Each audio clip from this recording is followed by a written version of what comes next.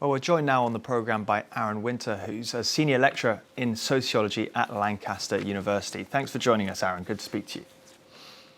Thank you. So Good I don't morning. know, hopefully you've had some time to digest some of these results in the UK this morning over your morning cup of tea. Some are predicting a bloodbath for Labour. Others are saying it's not as bad as was expected for them. What's your reading? Yeah, I am still digesting as the news is coming in. I think it has been a very bad election and continues to be for Labour. I am I'm sorry to see the way in which the far right has made some serious gains and impacted, I guess, the political landscape of the country. But I'm also cautious to to predict the end results across the country. I think the one of the issues for me is the way in which Labour, as much as it may be seen as a bloodbath, has ceded so much ground to the far right and legitimized many of their talking points and policy positions on migration, for example, in order to fight them back. And I think that what we've seen is this strategy fail again and again and again. And I'm not sure when we're going to acknowledge that failure, the danger of that strategy, and the fact that, and important to note, we're also seeing gains for the Greens, who are positioning themselves in opposition to both the reform in the far right, but also Labour's policies on Israel, on migration, and on austerity. Yeah, and, I wonder because The Economist recently had a piece with some research in it showing that voters are more promiscuous than ever. So we can kind of expect more violent swings in voter moods and then for suddenly to switch from one party to another as elections go. Is this just kind of people voicing frustration with Starmer? Or is it part of, part of a wider wave of a rise of the far right? I think several things are going on. I think that's a really important point. While the voters may be promiscuous, I think one of the issues is that they're being offered different variations on the same thing, on bordering and austerity and quite reactionary politics. So the fact that they're moving around may say something about the form of politics on offer, not necessarily that it's an open game. I do think there is a rise of the far right across Europe, possibly globally, definitely in the UK. But one of the reasons for that, as I mentioned before, was because the public is being offered something that they're being told they want. Stricter migration controls, more scapegoating, more kind of belt-tightening austerity, less rights, and more flags and more patriotism. And the fact of the matter is that we don't know that's what the people want. But if that's all that's on offer, that's what they may vote for, or they may abstain. And I think we need to talk about abstention. We need to talk about the fact that a lot of the population is being scapegoated and targeted, but also not being engaged in the political process. And there's a certain point where distrust of the political establishment, democracy, and the establishment parties may lead to reform support, but there needs to be other alternatives as well. If you're only giving a certain sort of, I guess, spectrum of options all to the right and to the far right, feeding the interests of far right politics, then actually you're not engaging trust. You're limiting democracy. Okay, so you don't see Keir Starmer as a sort of more as a centre-left figure. You see him as broadly a centrist figure, and his policies reflecting that. Because I mean, to say he's gone to the right completely as a politician is surely overstating it. I don't think it is. I mean, I think, first of all, I think he might be a centrist pragmatist. But if the political pressure and the political narratives are all on the right, that's where a centrist pragmatist is going to go. I think what we saw in the wake of the riots in 2024 and reforms gains, but also the sort of the flags going up everywhere, I think we've seen Starmer continually give nods to understanding that politics, expressing some of it as expressions of legitimate concerns. And that we don't know if that means he buys in ideologically or he thinks that's where the voters are at. That form of pragmatism, if it feeds the far right, is comfortable with the far right politics and the targeting of those who are scapegoated, or the neglect of those who are left out.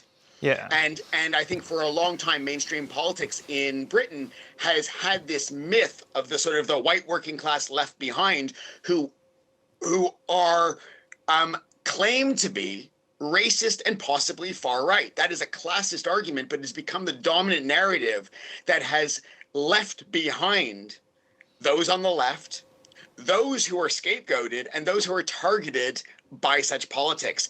A comfort level with that is not a left-wing or center-left position. Now, let's be clear, you've called this not just far right in the past as politics, but fascist. You know, do you put what's going on in the UK today and in other countries across Europe into that mold of the rise of fascism, as I believe you've called it? Well, I typically call it far right. And I'm typically referring to it as far right ideas and narratives and policies. I don't tend to call individuals far right or fascist. But what I think is that there are a lot of policy positions and ideas out there that are fascist or lead to fascism. And I think the discussion about deportations and I guess mass incarceration of asylum seekers and referring to what are effectively riots, arson, terror attacks, and pogroms, I would call them, against asylum seekers and hotels housing asylum seekers are examples of fascism. And if they're not denounced immediately and a course correction is made, there might be at best a cynical calculation that to alienate these people and to alienate people who sympathize with those type of actions is acceptable to win votes or to maintain the social and political order is extremely, extremely dangerous. And I do think that there are a lot of features of fascism being displayed, demonstrated, and enacted, including the repression of democratic rights to protest, mass incarceration and deportations, the dehumanization of populations, and the enabling and support for dehumanizing genocidal language and actions. Yeah, I understand your caution in a way, because obviously being Victory Day in Europe today, you know, we have to surely remember that the fascism that was seen before World War II was of a different breed entirely. I mean, the level of violence was on a completely different level. So, you know, you're making some sort of comparisons on what types of fascism look like, but not saying that this is a fascist movement more generally around Europe, right? Well, I mean, I think we have to understand that when fascism appears, it doesn't always appear in the exact same form, but also that, and I say this as the grandchild of Holocaust survivors, that the concentration camps and the death camps were not the first sign of fascism. That there are signs of dehumanization. There are signs of sort of the denial of people's rights, humanity, and language and policies that treats human beings as acceptable scapegoats or collateral damage, or that denies genocide or fascism because it doesn't look exactly like Nazism. It can actually enable what it thinks it's against. And I think a lot of my research and my writing is about the way in which fascism in Europe in the first half of the century Yeah. has often been used as an example of what we cannot tolerate as long as we don't replicate it. Okay, And that's Aaron Winter, not I'm its afraid solid ground. I'm going to have to cut you off there, but thank you so much for your time speaking to France 24 this morning. We need to cross to Ukraine now. So briefly as a recap, Ukraine says Russia has struck Ukrainian positions overnight this Friday after Russia said it intercepted drones bound for Moscow. That's despite Russia unilaterally announcing a 2-day ceasefire around its World War II victory holiday. And Emmanuel Chaz, for us, our correspondent in Kiev, is standing by for us. Thank you, Emmanuel. So what do we know? What's the latest?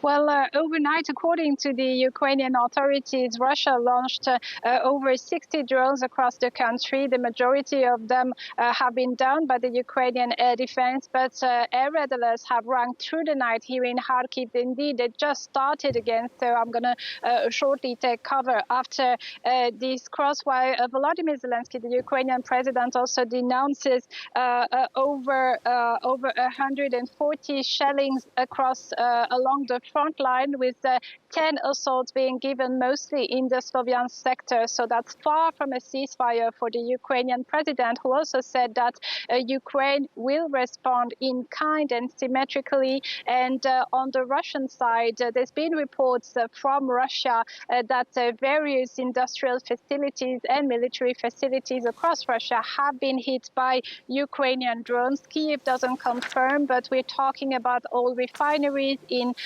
Perm, in Yaroslavl. Also, this is 700 kilometers away from the Ukrainian border. Explosions were also heard in Rostov this morning. So that's all very far from the ceasefire that was being discussed the previous days. All right, Emmanuel Chaz, thank you for that update. Get yourself to shelter. Thank you for reporting on that during those air raid sirens. I appreciate it.